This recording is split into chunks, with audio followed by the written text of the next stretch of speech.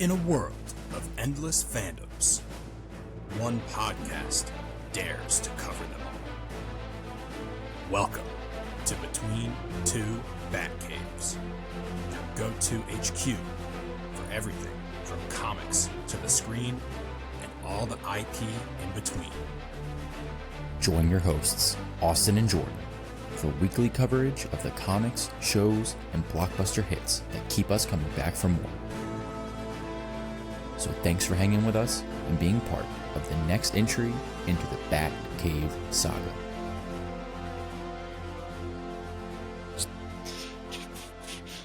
All right, hello and thanks for hanging with us today on this episode of Between Two Batcaves. We are your hosts. I am Austin Luke and he is Jordan Brownstein. And today we are discussing Daredevil Born Again Season 2 Episode 6. Oh, help me. 6? See, we're talking about, wait, hold on. I found this while I was cleaning off my desk. We're talking about this. Ooh, Daredevil Born Again. nice pull. Shout That's out what we're talking about. friends from work. Shout out friends from work. Yeah, Kyle sent me this. Anyway, that's what we're talking about today. Before we can get into that, a couple things we want to go over for today. First of all, y'all might notice slight change up in my square here. You're coming closer. Yeah, Moving closer and closer. It's I thought it might be nice if we had similar camera angles. Also, I was really tired of people seeing my knees, and I didn't know how to control that. So Man's got to protect his knees. I couldn't do it, dude. So this is cool though. People can see more of my artwork back here. I got some good ones, like that Spidey one. I think just like periodically, we should shift our positions with our cameras so that our viewers can see more of our cool stuff. Yeah. Unfortunately, I think this is gonna show the listeners though that I am in just like a cinder block room. But No. That's a podcast studio. Okay, that's a podcast studio. Yeah. Anyway, so I hope you all like the new artwork here. See some of my Legos there. You might see my dog walking around in the background. He's in here somewhere. I got Pose just curled up. You right got off Poe screen today? right now. Excellent. Yep. If you guys are lucky, maybe you'll get to see our dogs fight via webcam. That'd be cool. Wouldn't be the first time. Before we get into Daredevil today, if you like what we're doing over here on Between Two Batcaves, let us know. A few ways you can do so. First, you can follow the pod on the podcast app platform of your choice. We're on pretty much everyone. Pick one, listen to us there, and follow to stay up to date with the latest from Jordan and I. Next, you can leave a 5-star rating and review the pod on those platforms. And lastly, you can share the pod with a friend. If you're watching Daredevil, I bet you know somebody else who is. So, be a pal, share this pod with a pal. That's how the world goes around. Never-ending chain of sharing podcasts with your friends. I mean, dude, pretty much, right? I mean, it's kind of where we are. If you're at the point in life that we are, like about to turn 30, that's pretty much all you do. So, You're like, hey, yeah, check it out. Listen to this cool thing I listen to. That's it. Yeah. Let's see, socials. We are on the socials. You can find us anywhere you want to at Between Two Batcaves with the number 2. Except for Twitter, we are at B2Batcaves with the number 2. And lastly, if you are watching Between Two Batcaves on either YouTube or Spotify, first of all, thank you so much. Loving all the video stuff. We are back in full swing with the video stuff. You'll be finding clips daily from Jordan and I from our great episodes. So just hit like, follow, subscribe, ring the bell, all the buttons on the video platforms. Those small little pieces of support go a very long way to let us know that y'all are listening and liking what we're doing. So I think that's everything I got, Jordan. Do you want to get into the programming details for the day? I do, but first, I want to make a quick shout out. Episode number 51, Brendan Ian Badejo. Look it up. Ooh, good call. I forgot about that. Good. I'm off my Don't worry. Hey, you know what? You know why I'm off today? We should bring this up because we're switching up the recording schedule right now. Yeah. This is new for us. We're recording on a Thursday right now. We usually record on like Sunday mornings. Mm-hmm. So it's been a minute since we recorded on weekdays. I like it though, because it's a Thursday night, which basically Friday, which is basically the weekend. Basically. So we got the excitement of the weekend ahead of us, whereas Sunday morning was more of a somber, reflective mood where, Sunday morning, rain has fallen, thinking about the week ahead, talking about the stuff you love. But now we're like jazzed up. Like, I'm ready to talk about Daredevil. Oh no, I get you. It's just different though. Like we're after work, like you said, winding down for that. How was your day? It was a day. Got stuff done. Made some moves. It's all good. Made some calls. Sent some emails. Got a couple depositions tomorrow, so that'll be fun. How was your day? How's things going over there in the woods? It was interesting. We were supposed to be cutting apart cars in a junkyard today. A little bit different than me. Didn't happen due to some miscommunications. So instead, we were in the classroom. But I did play a very violent game of Ultimate Frisbee early this morning. Never thought I'd hear that sentence. My neck hurts, my back hurts. However, we got the dub, and that's all that matters. There you go. And officially, as of today, at least as far as paper goes, I'm a firefighter. So I passed my state test. So, dude, I didn't know that was like. Wait. So then, what are you doing for the next month and a half? Well, I still have to get my firefighter 2 cert in order to like go out in the field. Okay, but so what is this one? What's the use of having firefighter 1? I got my fire 1 cert, which is useless without fire 2.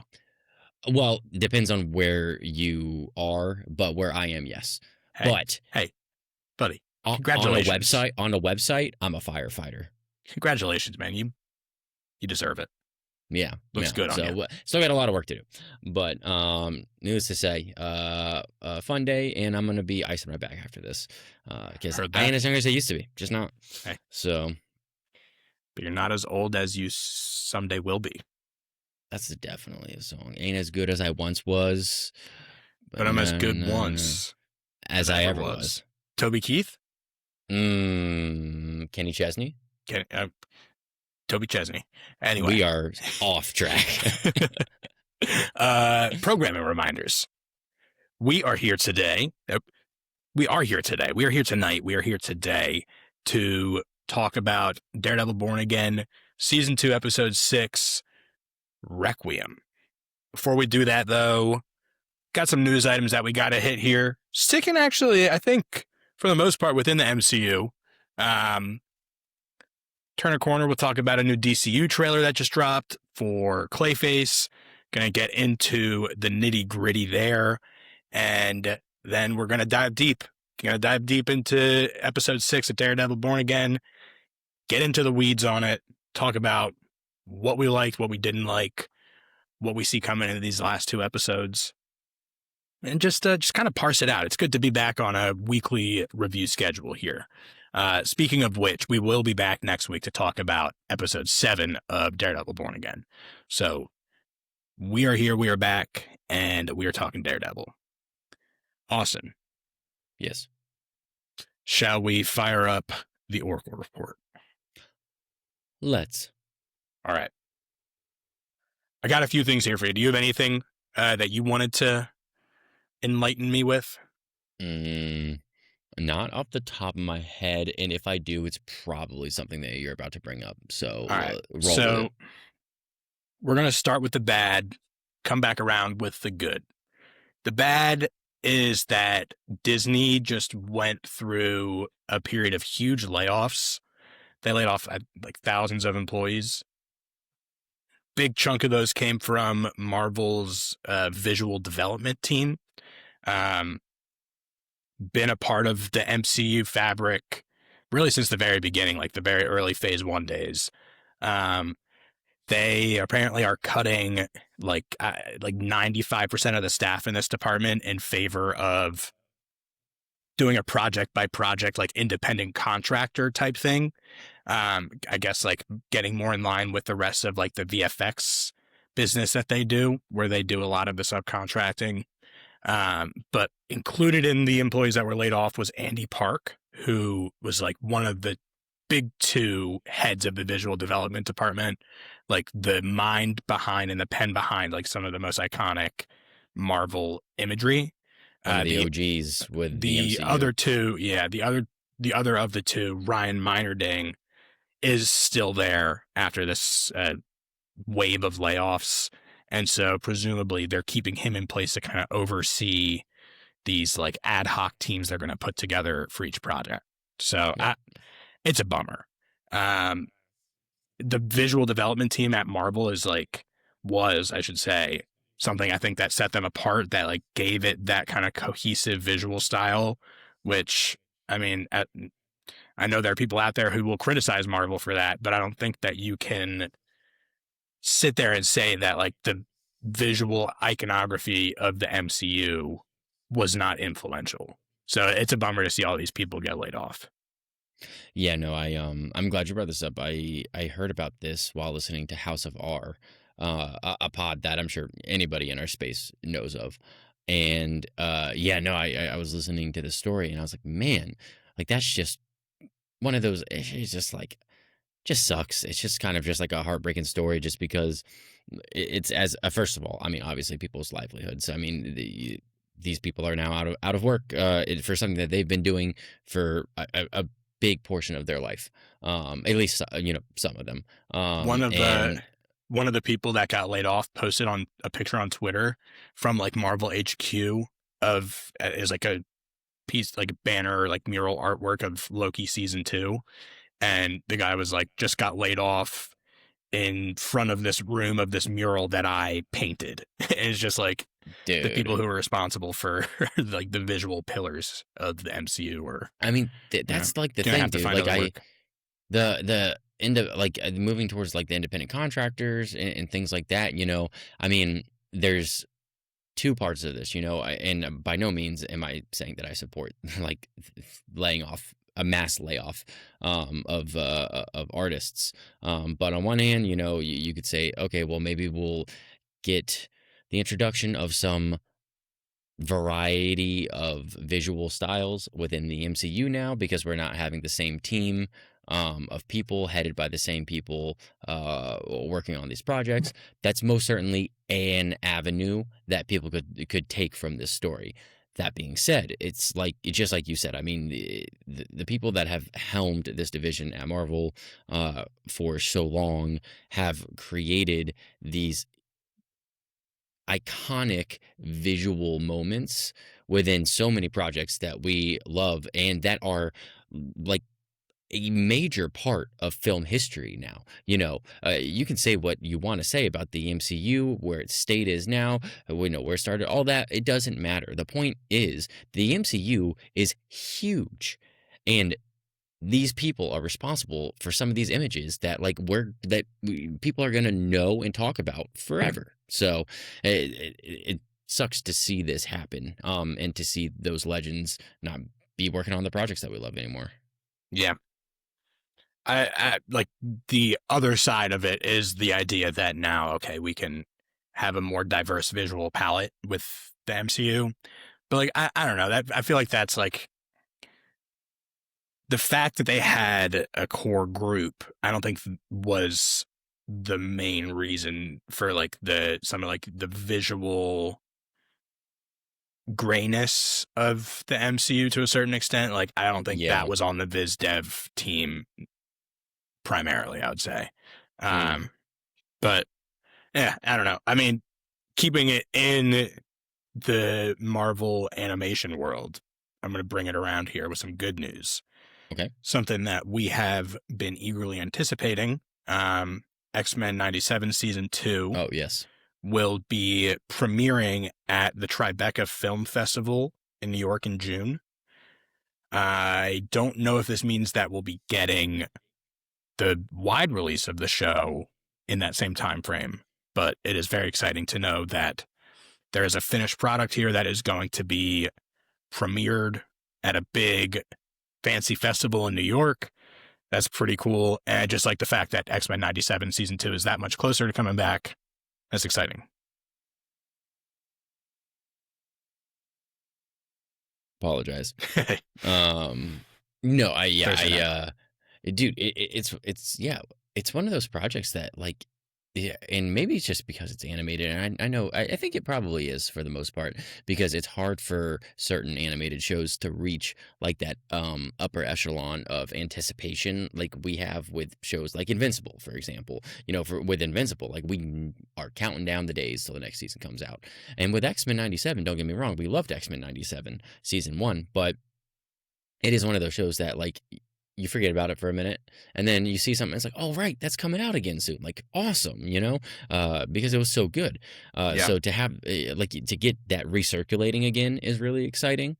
You know, like you said at this festival, you know, kicking it off, I hope that the team behind this, we've talked about this kind of at length on the pod, but the team behind this season is able to do what they wanted to do, while also like kind of setting up the next phase because of the transition and the leadership of the show over there, and the creative minds of the show over there. So yeah, no, looking forward to getting X-Men 97 back in rotation here because of some potential. I mean, mutant conversations are happening more and more frequently these days. Speaking of, my goodness, sidetrack here, but speaking of, did you see the shot from the Brand New Day trailer Yeah, I of wasn't sure if we wanted to talk about that here or not, because that was like a straight up leaked image.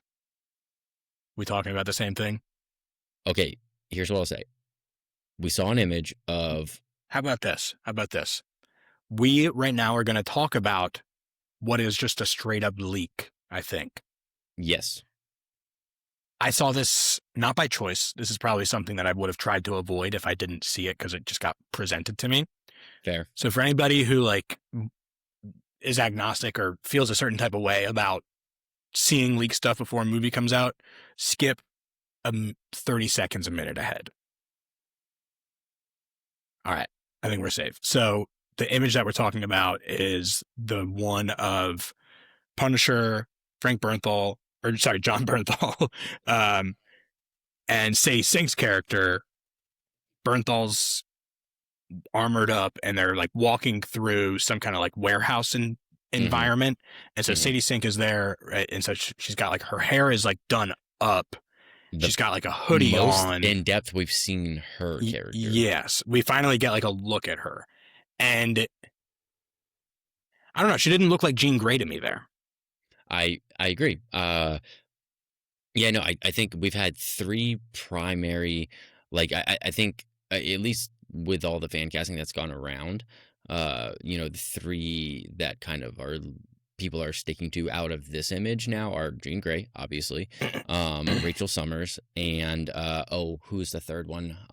Typhoid Mary. Yeah, Typhoid Mary. Frank's like a sidekick.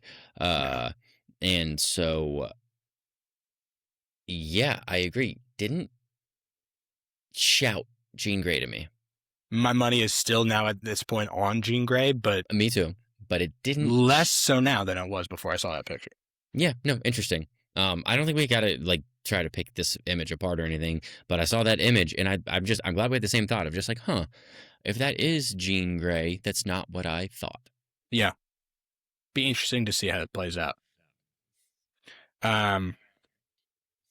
You want to talk Clayface? Yeah, actually though, I just another like side thing real quick that I thought of as we were talking about Marvel animation What you got? Disney animation. We talked about this project, or at least I've brought it up previously on the show. A Brad Bird animated movie, Ray Gun, that is coming out on Netflix this year, 2026. Some images were released. Some official images is going to be very cool. Yeah, I think on his Instagram page, I just scrolled past him. I looked at it. The style looks really cool. It looks like a really interesting looking movie. So I saw that. I was like, all right, we talked about that before, so I thought I'd bring that up. Very cool. I'll be watching that for sure. I didn't realize that was coming out this year. So that's interesting. Did you get an idea of when this year? Like, are we talking like summer, fall? I'm looking at it right now, and I would guess it feels That feels kind of like a holiday movie to me. Yeah, like a Thanksgiving. Yeah, I would say second half of the year. Yeah. Okay, Keep an now eye we can out. talk Clayface. All right, Clayface. Moving over to the DCU. DCU confirmed this isn't the DCU, even though the trailer, it does not feel like it. Not at all. It was like a minute and a half, just like teaser trailer, pretty much vibes only.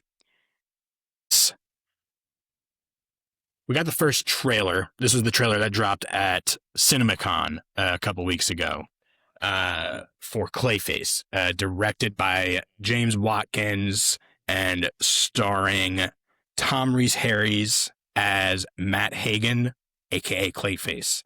And basically, so this trailer, we're just kind of getting little bits and pieces of Matt Hagen's transformation into Clayface over the course of this movie, like interspersed with brief clips here and there. The takeaway, for me at least, is like just an affirmation of the fact that this is a straight up horror movie, straight up body horror movie, because we are confronted with like the reality of Matt Hagen's face melting off and things like that, and just like some pretty gnarly stuff. But then at the same time, like it is Clayface, because you get the brief glimpse of the silhouette of him in like full Clayface form with like the club hand going. So I'm like, how does that fit into this movie? Yeah, no, I'm with you. So this was like the definition of a vibes trailer. That's 100% what this was. I don't even know, were any words even said? Was there any dialogue in this trailer? If there was, it wasn't. I don't remember at all. Yeah. No, you're right. It's like the way that they shoot it, you know, of just kind of like panning back and forth between you know, Tom Reese's face and just like images of or flashbacks of him in his scarred face and how he's melting into Clayface, basically. It is pretty scary, and I'm with you. I don't know how we're gonna transition, because it's almost like it has to be a monster movie in order for full formed Clayface to be involved. You know what I mean? Yeah. So the elevator pitch is basically, I think, that he's this actor who obviously relies on his good looks, gets in some kind of accident that disfigures his face, and then gets the help of a scientist who is like turns his body into clay, supposedly to fix his issue with his face, his disfigurement, and it obviously goes very wrong.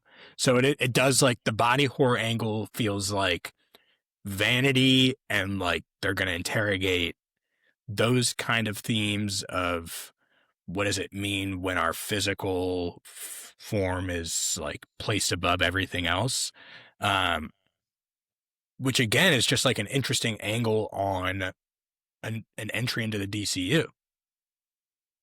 Yeah, no, it's we talked about this I think a little bit last week, but just, I mean, shoot, dude, they're sticking to their guns. Guns. And they are I mean, this trailer, like you said, it was shot. I mean, this is gonna be, if not horror, most certainly suspense. And like, I'd be willing like to say like thriller. the gross out, the body dysmorphia, like the disfigurement stuff, that squarely horror for me. Like depending on how far they push that line, definitely. But yeah, no, it's gonna be cool. I think this trailer sold me a little bit more on this movie than I was, because it's not like I was like anti Clayface movie or anything, but I was just like, okay, well, I don't really know what to expect out of a horror movie about this like Batman rogue gallery entry, and this trailer I think sold me a bit more on this. I'm interested to see what we get next. I'll be honest, I don't think I would see this movie if it wasn't a Clayface movie. If it was just called like the transformation of Matt Hagen, and it wasn't a comic book type thing, like this isn't the kind of movie that I would go out of my way to see. Oh no, you're totally right about that. Nor would I. I mean, that's you and I stay away from this type of stuff. Yeah. That's a very good point. Before we move off of this, though, the DCU angle of it all, I don't know if you caught it. I was watching the trailer back. There's a brief glimpse of, I think it's Clayface in some kind of corridor, and you see flashing on the screen on the wall behind him like a neon clown, and it says amusement M, and then the rest of that word is cut off. Presumably amusement mile, which Joker ties. Yeah. I'm not expecting anything there, but just an interesting little Easter egg. That feels like one of those just like put it in the background for the fans type of deals. That's a big fan service. Just like, hey, somebody's going to notice this and they'll talk about it a lot, which is ultimately what needs to happen. So, and this movie's coming out, I think October 23rd. They moved it off of that September 11th. Oh, they moved it off of September 11th. Okay, so I didn't know that. That's probably the right move. Do you think like somebody realized and they're like, oh my gosh, we can't do that? Do you think this is like a great realization? How does it happen in the first place is still my question. I don't know. Yeah. Matt Reeves is producing this movie with James Gunn and Peter Safran. He's producing this one and Dynamic Duo, which I think we've covered that before. But just always interesting, the Batman Part 2 angle of it all, and that Matt Reeves has just seemingly got his hands in a lot of the DCU pots while also staying in his own corner. At least a lot of Batman adjacent pots. Which I will never complain about. Indeed. All right, dude. I think it's time. You want to talk Daredevil?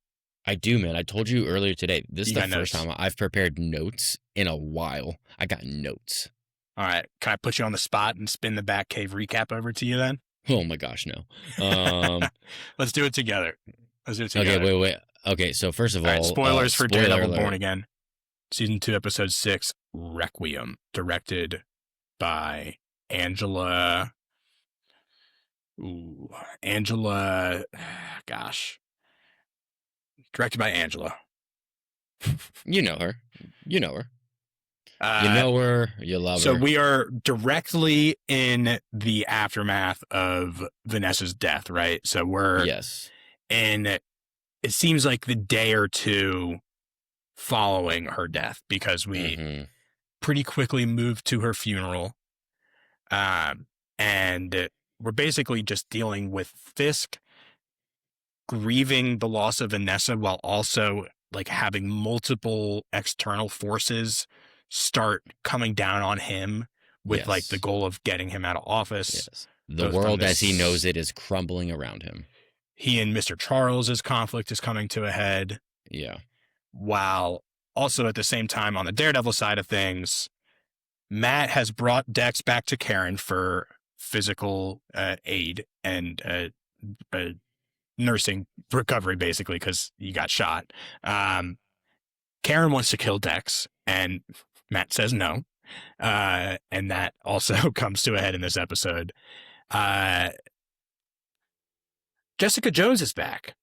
She is. She's back, and we'll get into the details later, because again, this is a recap.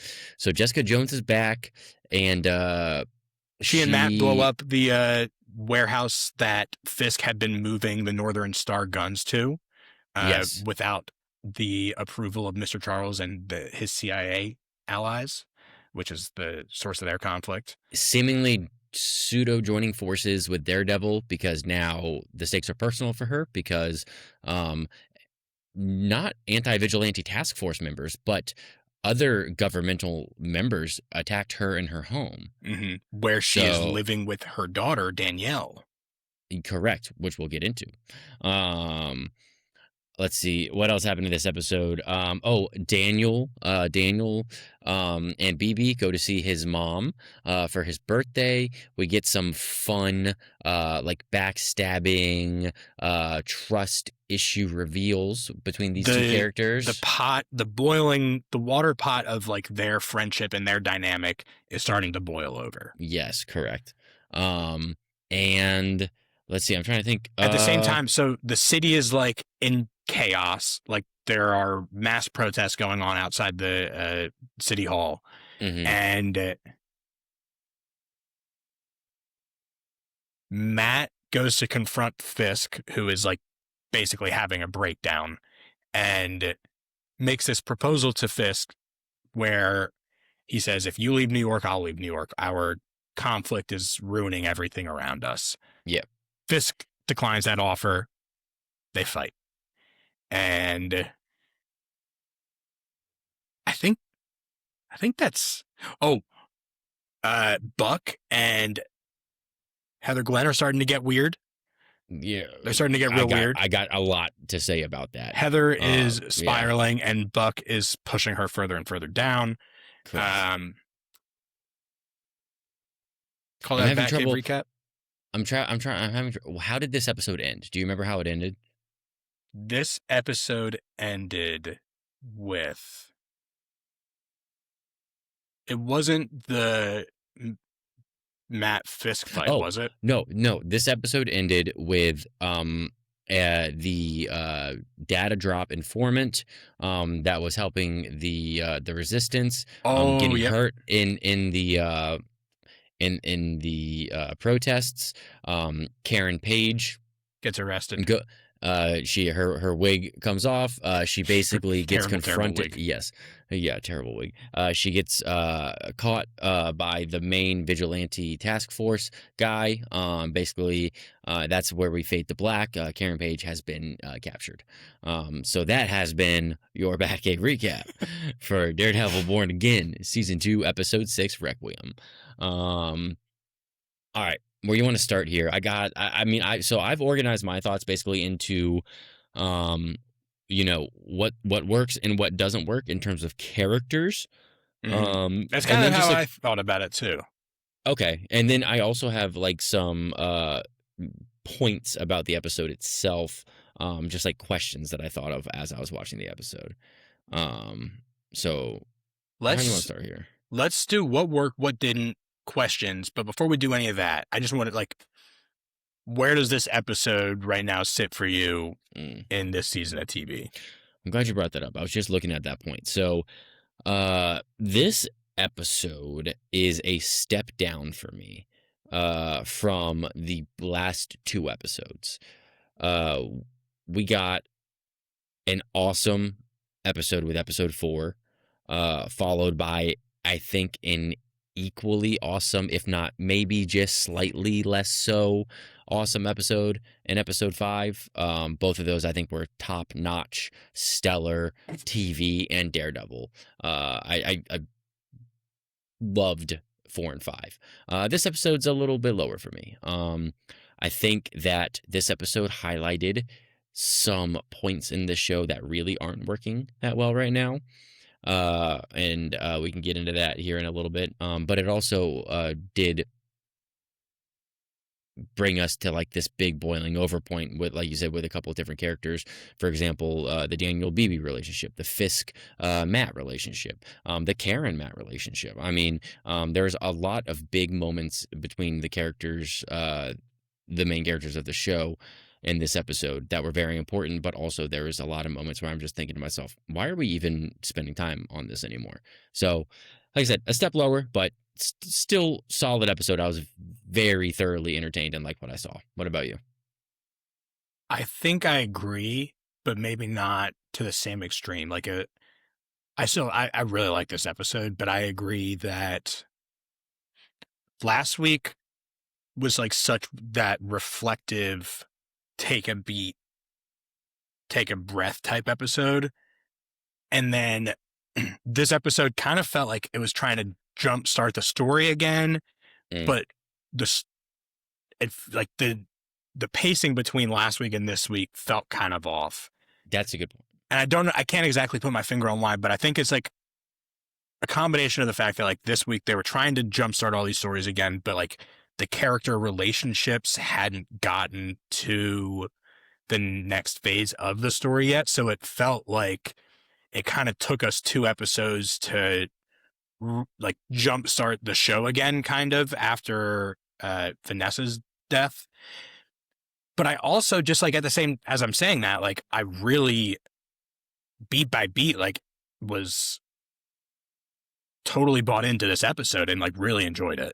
So, and then we had like the Matt Fisk showdown, which we'll get into, but I also really enjoyed that. So it's hard. Like I think I agree that this probably falls a little bit below 4 and 5, and I have to go back and watch the first few episodes again before I can kind of throw them up against this one. Mhm. But I think it's like up to par with what they've kind of been delivering on average so far this season. Okay, I'd say that's fair. I so we both talked about some characters here that we are clearly liking and finding standouts within this show right now. I kind of wanted to start here, and if you want to do this as well, start off with a character that really is stealing the show for me at the moment, and that's Daniel. Um, Yeah. Dude, Yeah. what a solid episode for him and BB. I mean, my gosh, was it good? I don't think I've ever bought their dynamic more than I did like in that scene between the two of them in his mom's house when he is calling her out, and finally it's like he's calling himself out really in that moment. And yeah, I like Michael Gandolfini is like he's doing like a weird like a Tony Soprano as a kid thing, which is Yeah, like yeah. yes, that makes sense. He is uh, James Gandolfini's son. It makes sense. But like there's just like something so his mannerisms, the way his accent is coming through. And then you even get in this episode, like the moment where BB is in his bedroom, like his childhood bedroom, and you're hearing Daniel's mom in the background kind of talking about his dad. And you see this picture on the shelf of Daniel with his dad as a young kid. And you know that like his dad is not in his life now for whatever reason. And Yeah. so there's also like that weird like meta level of like Michael Gandolfini playing this character who has lost his father. And he might be like delivering just like my favorite acting performance on the show right now. Dude, I know, and that's like it's so weird to say that in a Daredevil show that Fisk's like lackey basically is like our standout performance, but dude, he's nailing it, and also to talk about like bringing up Fisk in this conversation. I think it's really interesting what they're doing with like the comparisons between Fisk and Daniel, and like a couple times now like we've even like heard the term like heir apparent, like that type of like jokingness. I think Yeah. it's come from Buck, I think it's come from somebody else as well, of just like, oh, like you're basically like your little Fisk. And then like the way that they shot the scene in Daniel's mother's house while they were singing happy birthday, candles on the cake, and you're zooming in on Daniel's face, and you can just see like it's just like the anger in his eyes, and you're flashing back and forth between Daniel and Fisk and Daniel and Fisk, and it's just like, dude, I don't know what they're trying to make us think is going to happen here, but I mean, they're very clearly trying to evoke like this strong comparison between these two characters. And I think that the Daniel character is at this point where, especially where we find him at the end of this episode, where we can kind of buy into that, like, oh, like he's kind of leaning more towards like into that Fisk side of things, especially now that he knows he can't trust BB. Like also at the same time though, like you are reminded in this episode that he is just a kid. And I listened to the official pod where it was Michael Gandolfini and the actress who plays Heather, Margarita Levieva. And like he kept mentioning like a few times how, Daniel, he's just a kid, like who is looking for his dad basically. And to get those comments, like heir apparent, little Fisk, things like that, like obviously he is looking to Fisk to fill that role, and that is not a good. I think on some level he knows that. He knows Fisk isn't a good guy, and I don't know if it's enough to get him off this path, because there's also a part of him that is enjoying the trappings of what go along with a life of being Fisk's lieutenant, right? Like he likes the apartment that he lives in. He likes being able to afford the clothes that he's wearing. But then you also do like his relationship with BB. Like he, I think deep down is a good person. And I think that comes out like through the fact that he genuinely cares about BB and for so long until he literally couldn't anymore, turned a blind eye to the fact that she was manipulating him. And the only reason that she tells him now is because Buck is breathing down their neck. And like, as he is telling her that, like, I don't even know if I can protect you anymore, who's calling? It's Buck. And so like this season, especially, I think, is just like giving us all these different flavors of like moral grayness, whether it's like the Daniel character who's like the misguided boy who's looking for a dad and finds the wrong one, or Karen now who is like got like a real bloodlust. Fisk, who like has never been portrayed more sympathetically than I think in these past couple episodes. And like you can keep going, like Dex, like everybody is operating in some level of moral grayness, and Daniel's flavor of it is just really interesting because I don't know where it's going to go. Well, let's talk about brought up Fisk, and I think that's a good transition point here because I wanted to talk about Fisk a little bit in context of this episode. And I like what you said there of just like we see kind of like the breakdown of Fisk between last episode and this episode. And, you know, now we said in the recap, but everything around him has crumbled. You know, his wife is dead. His empire is falling. You know, there's riots in the street during his wife's funeral. We get this like moment during that sequence that was like almost sad, of Fisk just like walking down the stairs and like sitting alone in his chair staring at the white painting, That's painting that he met directly Vanessa into in. like who else could be there but No, Matt.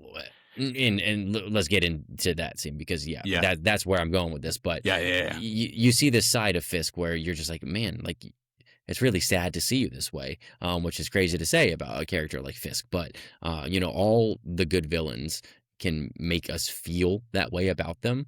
And I most certainly felt that as he was sitting in front of his painting, mourning the loss of his wife, and just wondering, what do I do now? But we don't have to answer that question because Matt answered that question for us. What do they do now? They fight. They brawl it out. Except let's get into it because this is like obviously kind of like the centerpiece of the show of the episode. This is now what, like the third, maybe fourth time that Daredevil and Fisk have faced off. Sounds about something right, like that. They've done it a number of times, and the circumstances under which it happens, they do such a good job of like giving us new situations for them to be in when they fight. And this one I thought was like so interesting to watch because I think Matt goes to Fisk not to fight. Matt goes to Fisk after having an argument with Karen because Karen has a gun to Dex's head, and Matt has to hit it with a billy club to make sure she doesn't kill him. And they have this huge falling out. And Karen tells him that like your fight with Fisk and like your moral code is leading to the death of everybody that you care about. And after that, like Matt can see Karen going down this path, like he's going to lose her one way or another. He makes this plea to Fisk, like let's leave New York. Exactly. Like this fight is tearing us both apart. It leaves only death and destruction.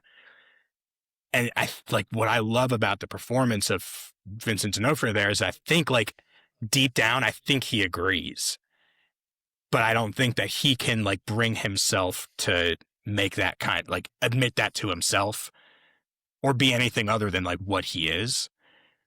But like on some level he wants to. And the fact that they like, the fight is like so reluctant, like obviously on Matt's part, like from the very beginning, like he's just dodging and only it starts engaging him like and when the way you could, sorry, but just like the way you could see him like almost rolling his eyes as he dodged. Yep. I was like, that's freaking cool. Yep.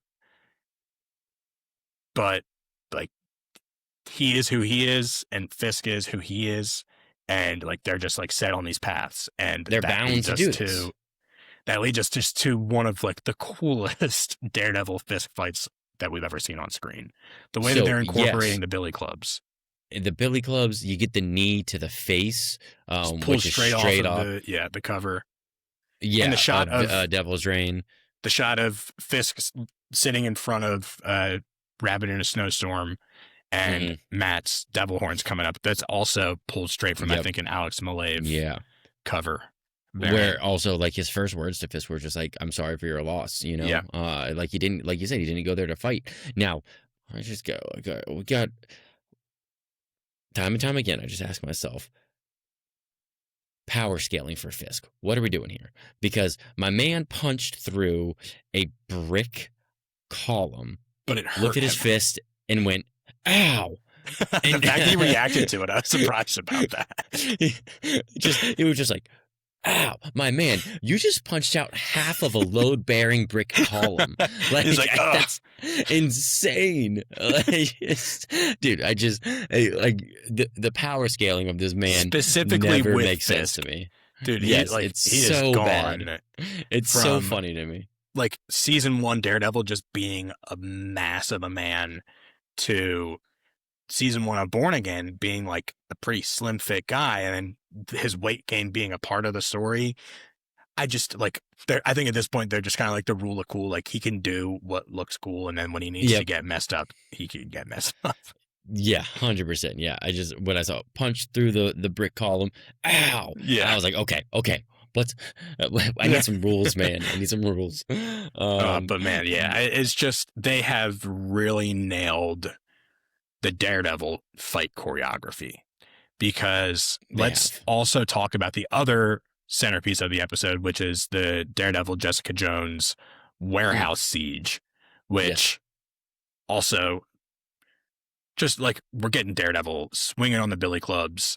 We're getting some really cool tracking shots in that scene, man. Which let's get into it. Let's get into the Jessica Jones situation. So the way we're introduced back to her is, like we said, she's living outside the city with her daughter Danielle. She's like 5-ish years old or so. And the house is raided by unmarked individuals who we later, I think, find out that they're Charles's men. I mean... And so they raid her house and she beats them all up, but like she's obviously she's been trying to live off the grid, but also in contact with Matt and Karen, right? Like throughout the season. Somewhat, yeah. And so then it leads to a meetup between Matt and Jessica, where Jessica's like, "You told me that I was safe from this, like I would be left out of it." Right. Obviously that's not happening now. And then one thing leads to another. They go and blow up the warehouse where Fisk was moving all the guns from the Northern Star. So, yeah, I mean, great to see Jessica Jones back in action. Interesting, what they're doing, with her powers, and just like they're not super reliable. They come and go. Yeah. She so said, it's like now that she's had pregnancy, her daughter, her powers have been on the fritz. Yeah, and that's you see that in the interesting siege scene. Yeah, I thought that was cool.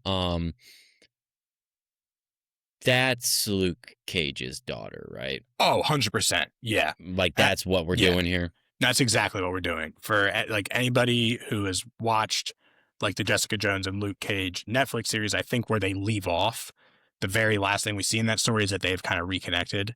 And obviously in the comics, there's a long history of Luke and Jessica being married and having kids. And Danielle is obviously a biracial little girl. And that's Luke Cage's daughter, 100%. Which I was going to say this for later in the episode, but it's a good time to bring it up right now. So let's do this. Okay, so Jessica Jones kind of hints at like the idea that Mr. Charles came to like her and some other heroes or some other individuals, and basically individuals gave them like an opportunity, like gave them like an offer, trying to like recruit them, right? Yeah, try to recruit them, basically, it seems like. And she basically alludes to the fact that, like, she didn't take it, but, like, not everyone that they know did the same, which I interpreted as, okay, I think she might be talking about Luke Cage. Like, maybe Luke Cage felt like he needed to do that for some way, shape, or form. Maybe he needed to get involved, which to me sounds a lot like a hero for hire.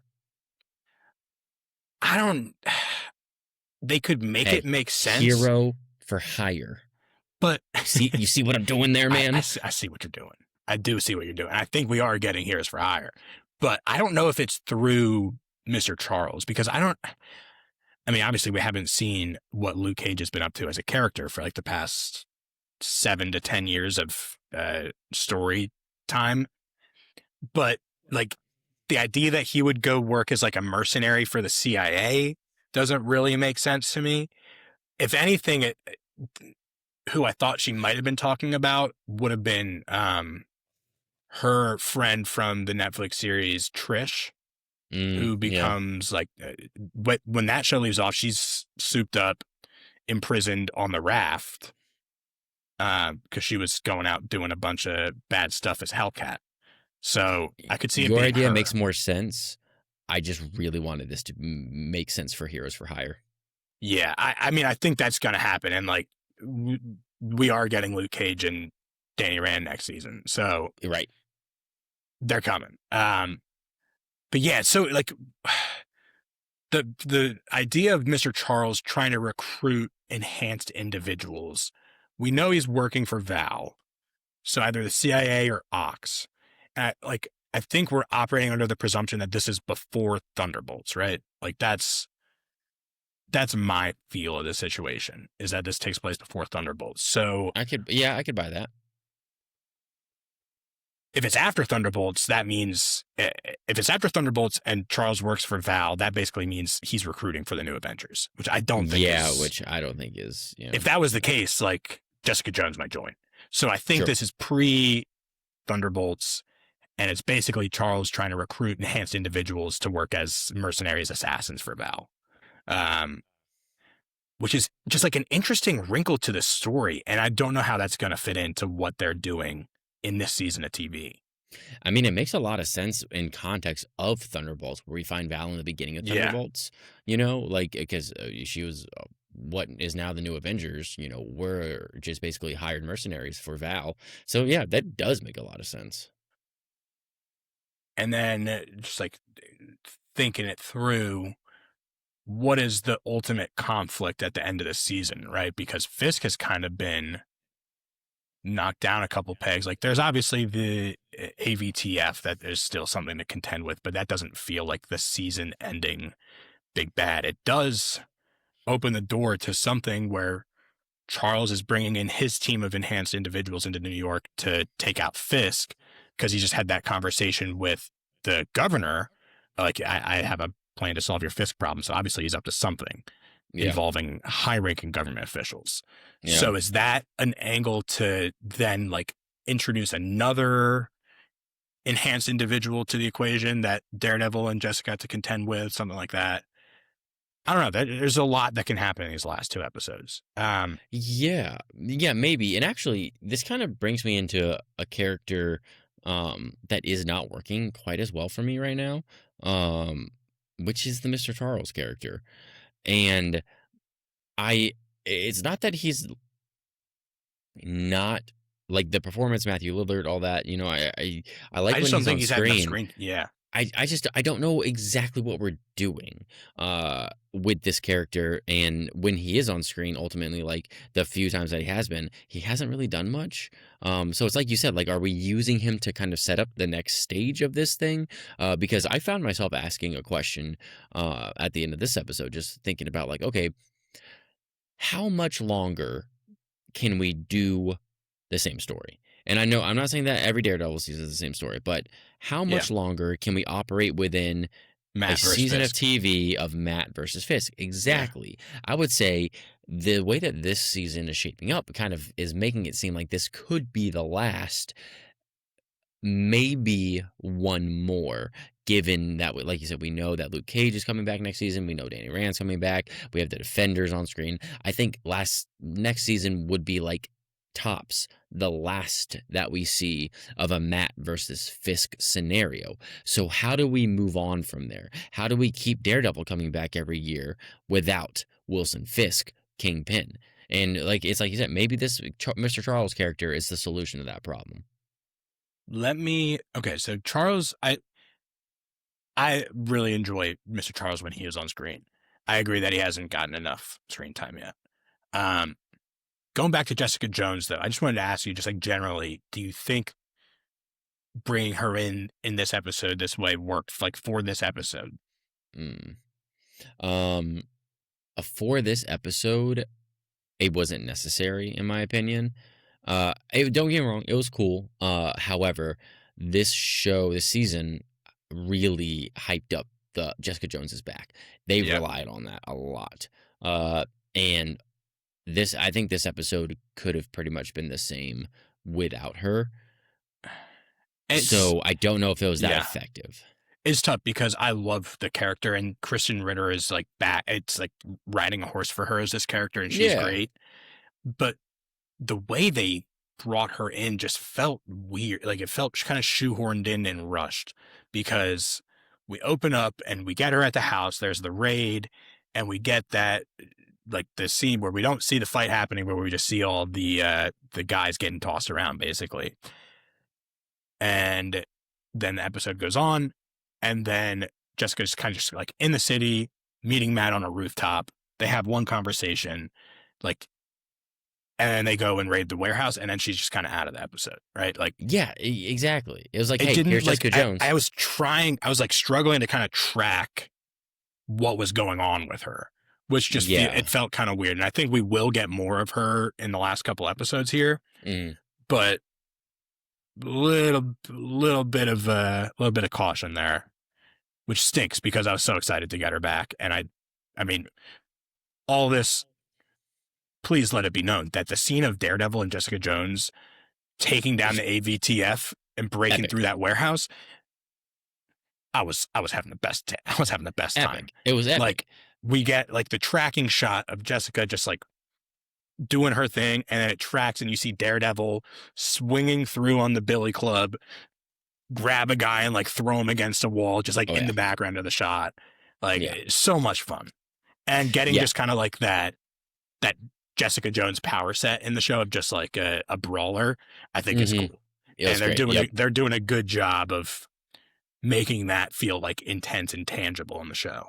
Yeah, we were watching. So M hasn't ever seen Jessica Jones, and we were watching it, and she was watching that scene, and she was like, "Oh, she has powers?" And I was like, "Yeah." And she goes, "What are her powers?" I said, "She beats people up really good."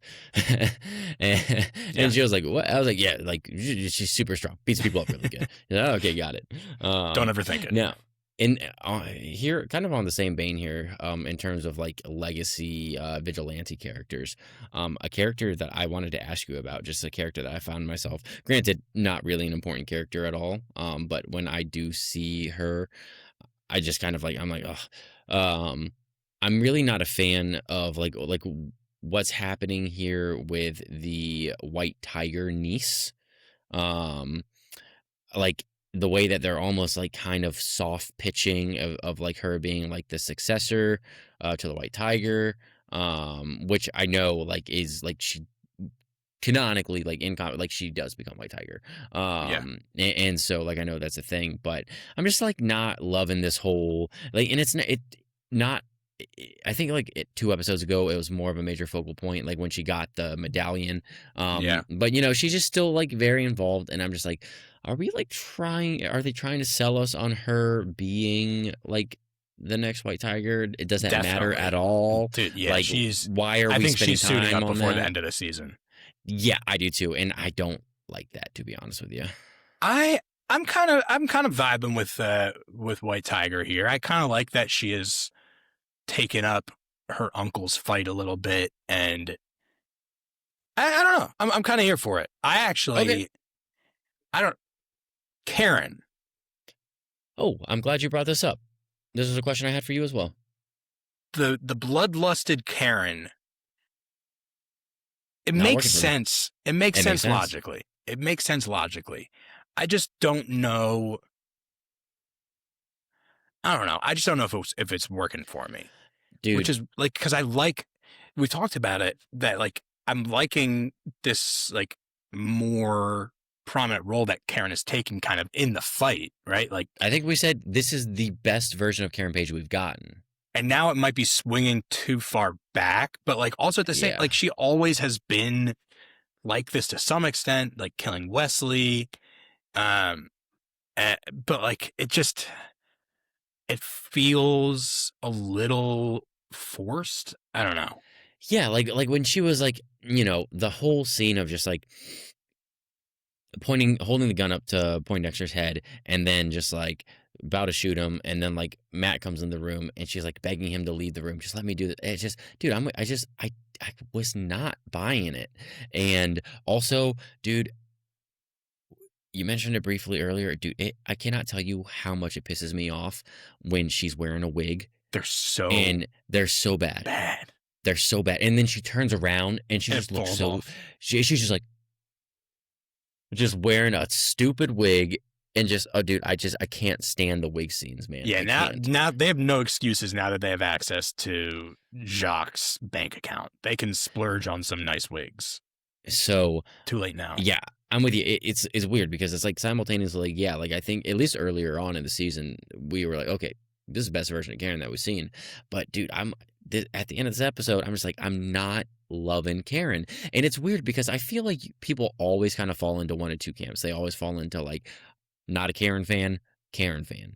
And I feel like that happens within every season of Daredevil. Yeah. So I hate to be in the not a Karen fan camp, but right now, not vibing as much with Karen as I want to be. And yeah, I don't like, so we find her now with 2 episodes left. She has been arrested by the AVTF. I don't see how that happening changes her perspective from what it was in this episode, Nor do which I. is interesting because like how, like, do they just leave? Do they end this season with Karen still following more in Frank's footsteps? I don't know. I don't know either. I want to see some more of that. They have some more work to do there to get me back on board with Karen, I think. I'll put it that way. I like how you put that. More work to be done. I have not written her off, but I need to see some more in order to sell me fully on that character. Which I think is a good transition point here, at least for me, a character that I want to bring up that I don't think they can do any more work on. I'm not sold on this character, and I'm not gonna be. And I'm curious to get your opinion. Heather, I'm done with Heather, dude. I cannot stand that she's taking up screen time anymore. I just can't. Are you of the mind that like they just need to make her Muse now instead of like you just don't even want to see that either? I don't. Why are we You want talking her off about the show. Muse anymore? Why are we talking about Muse, man? I Yeah. don't care. I just don't care. I pretty much agree. It's a weird angle to take that like this therapist is not now like in intense therapy for having gone through this traumatic near-death experience. It seems like there are a lot of things that she should be doing as like a trained professional differently than she's doing now. And we have just gotten now like 2/3 of this season has just kind of been her going through a psychotic break. Yeah. I think For what purpose? I am more willing to see more of this story than you are, obviously. Mostly because the stuff going on between Heather and Buck is just like, Okay. What the heck? So, okay, before we get into that, let me just ask you this question. Say Heather becomes Muse. That's how she gets. That Which is she what we're is doing here. Going to kill somebody as Muse this Okay, so either here's by my the question. end of the season or first episode of season 3. So what? What does that bring if she So, becomes I mean, Muse? there's not like the Matt Heather angle is there of like Matt, like You don't Heather's feel like another that's over person that like, completely? They haven't interacted all season. well, I think it's like her and Matt were dating and he kind of abandoned her. Yes. So I think the angle there is like, this is, I think, a season 3 plot line to pick up on probably is how like, again, just kind of like this wake of like destruction that is left behind Matt and his war against Fisk. Whether or not this is the way to do that or if they needed to do that, I don't know. But I don't know. Like it's an avenue for the show to do some weird stuff. And I'm okay with that to an extent. But I am to the point now where I'm like, all right, put the mask on, go kill someone, and then get punched in the face by Matt and I just confront that reality. I hear what you're saying, and the end result I think is kind of like, if it happens, that's how I want it to happen. Yeah. I just don't think it needs to take up any more time. I don't need to see Muse on screen again. I don't even really need to see a reconciliation between Matt and Heather, to be honest with you. I just want to keep watching Matt or Heather and Buck's relationship flower. Well, that's my biggest issue with this thing, because Heather's starting, if she drags down my boy Buck, we're going to have a real issue. And listen, we're now turning, I mean, this is getting downright sexual. What's happening here? I mean, we're turning the Muse PTSD thing into like a kink. Well, and it's interesting listening to the official pod with the actress who played Heather. She was talking about how initially that scene was written to end with them kissing. And a little bit more than kissing, if you ask me. But like, so the way it ends in the show is like, they don't kiss and they don't do anything sexual. She like kind of breaks down. He asks if she feels better and she says no and leaves the room. I like that angle a lot more, to leave it a little bit more ambiguous. Whereas like a kiss is just like, okay, so that's what it is. It's sexual. Now, like, there is still kind of like that ambiguity and that tension there. And Buck's motivation for like, it's like, do you think he is just trying to be there for Heather, like as a human being, in the ways that he thinks are right? Like to be like, all right, I can tell you're struggling with this violence that was inflicted on you. Inflict that violence on me or other people, and it'll make you feel better. I think in a way, so we got some history about Buck. He served in Afghanistan. I'm sure that Buck has suffered with PTSD in his own life. That's kind of the route I'm taking here. And Buck has experienced like that idea of like the terrors that I witnessed, or that like I have done upon somebody else. Like you can only like feel relief like if you also like, or the way that it's being taken for Heather, at least, is like the terrors that you have experienced that were done onto you, you can only feel relief from if you do onto somebody else. And I feel like that's coming from a place of experience with Buck, perhaps. And so I do like that angle of the character for Buck, because that definitely adds a certain like very like dark, cynical, twisted nature to this character that we didn't already have. So I do like what they set up there in that scene. Yeah. 2 more episodes in the season. Do you think Heather kills somebody as Muse before the end of the season? I'm sorry to ask. I mean, do I think it? Okay, like as Muse, what does as Muse mean? Like wearing the mask.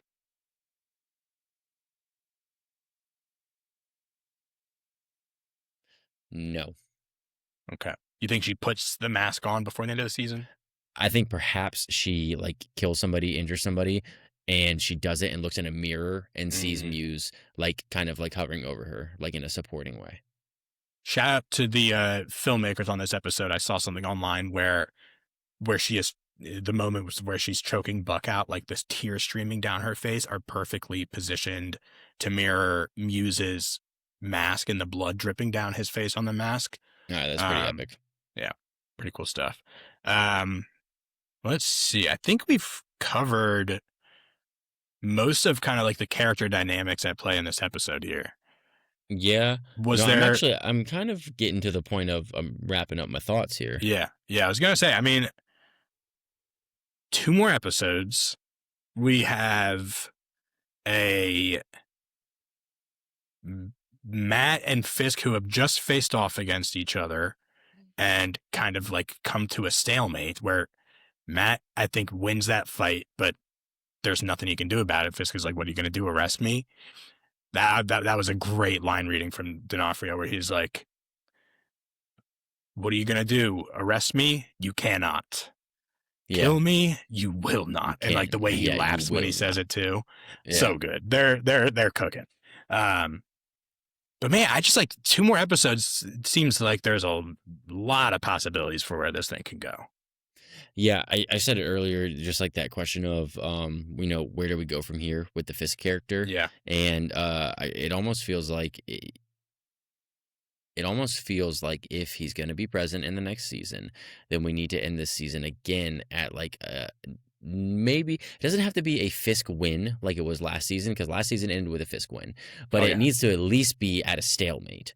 And I think Fisk is gonna suffer. I think he's gonna lose losses at the end of the season. Yeah, but not lose to the point where he's no longer in a position where he can cause damage. agreed. But I don't think he'll be mayor by the end of the season. Interesting. Yeah. Okay. Yeah. I could see that, especially knowing like going into Brand New Day for sure. Yeah. Yeah. No, sorry, you said you had a second question? I don't. But do you want to wrap on some spotlights? Yeah. I could. I don't have any written down, but I could throw some out. Yeah. So I mean, character spotlight is going to Daniel Blake this week. He is my little sunshine, and I just want the best for him. And his confrontation scene with BB was so good. The bubbling tension that you could see there in his scenes at his mom's house. Big Michael Gandolfini fan. I hate to be copycat, but I'm going to do the same thing, man. We've already talked about it at length, but epic scene. His ma, love his ma. I'm excited to see where the Daniel character ends up at the end of this season. Pretty much like up there in terms of like where are we going to end with Daredevil and Fisk? Yeah. Standout scene. I mean, the chalk pick is the Fisk Matt fight. So let's instead of doing spotlight scene, do you have like a certain line reading or like one moment that sticks out to you from this episode? Whether it's like a screenshot that we talked about, or like to me, it's Fisk when he says to Matt, "Kill me, you will not." Yeah, no, that was epic. I'll say this. We kind of talked down a little bit about Karen Page this episode, but I did very much like the scene of like them setting up the projector and then playing the testimonies from the survivors of the Fisk detention centers. Red Hook, yeah. Red Hook, and like them playing on the walls of the manor there. I thought that was a really cool scene. I like the way that was set up. I like their testimonials going on, feeding into the fuel of the protests. I like what they were doing. I'm excited for these last couple episodes, man. No, I am too. What do we got 2 more. I like that. I genuinely do not know how this is going to end. Did both of our dogs just get active at the same time? That was I think so. Well, Poe is knocked out on the corner over here, but Lola is starting to circle. Bubba, what are you doing? Calm down. I like that. I don't actually know with really any of the characters. Like I can't fully predict where we're gonna leave them, and so I mean I'm on the edge of my seat waiting to find out. So we'll be back. That's Daredevil, baby. That's Daredevil. Thank you, guys. They see you. We are back. We are back weekly, and it feels good. And we will be back again next week talking some more Daredevil. Hit us up on the socials at Between Two Batcaves with the number 2, except the app formerly known as Twitter, where we are at B2 Batcaves, also with the number 2. What'd you think of Daredevil, episode 6 of season 2, Requiem? What are you guys thinking about the other shows that are going on right now? We're talking about Invincible, The Boys, Mall Shadow Lord. There's a lot of content out there right now, and we are just covering a small sliver of it on this podcast here. If anybody out there is just a real mean guy or gal, you can spoil any of those for me. I haven't seen them yet. Don't say that, man. You can just go in the comments and just start spoiling things for me, guys. If that's what you're about, go for it. Don't say that, man. Don't do that to yourself. Just a reminder here before you close out of the podcast app of your choice to leave a 5-star rating and review for the show. A little bit of encouragement goes a long way, guys. Let us know that we're doing a good job over here, and we will keep trying to do that for you. Like Jordan said, we'll be back next week. We'll be talking more Daredevil, maybe some other things. Probably not. We'll see. We'll see if my schedule is.